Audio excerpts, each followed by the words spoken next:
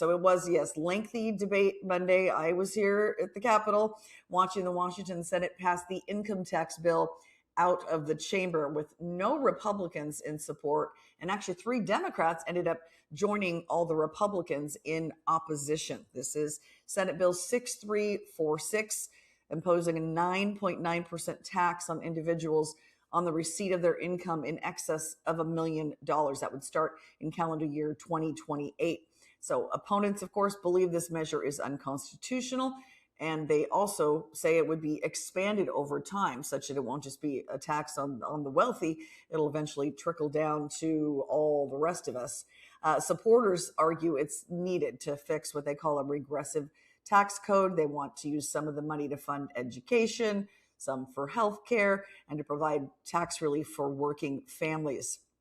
So on the Senate floor late yesterday afternoon, just before or maybe it was about 20 minutes before the final vote off of the Senate floor, Senator Drew MacEwen, a Republican from Union, was passionately urging a no vote, telling fellow lawmakers and the president of the Senate that more tax revenue is not the solution at this point. It's a spending problem, he says, we've got, not a revenue one. And he argued there's not nearly enough tax relief offered in the bill. So here's some of Senator MacEwen's floor speech late Monday. But the people in my district are very concerned because, as has been previously alluded to, that the goalposts continuously move when it comes to tax policy in the state. And there's a real fear that this is someday going to affect everybody. This is being presented to us that this is going to solve the regressivity of our tax code in the state of Washington. That argument would be true, Mr. President, if there was true tax relief for the middle class and the working people of this state. But there's not. How many emails do any one of our offices get talking about property taxes and my parents or my grandparents are on the verge of losing their home, or somebody else can't afford to even buy a home because of that tax burden?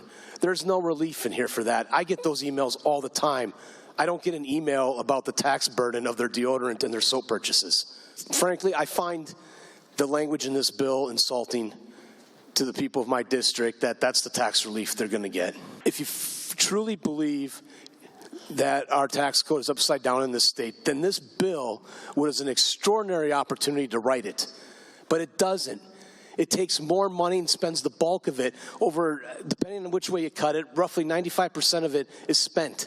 Very little tax relief is going to the people. This state is going to take more and more, distribute out some crumbs and say, be thankful. That is not good policy. And capital is mobile. And we've seen that. And does that make them villains? I don't think so. It was suggested that they're not doing their part.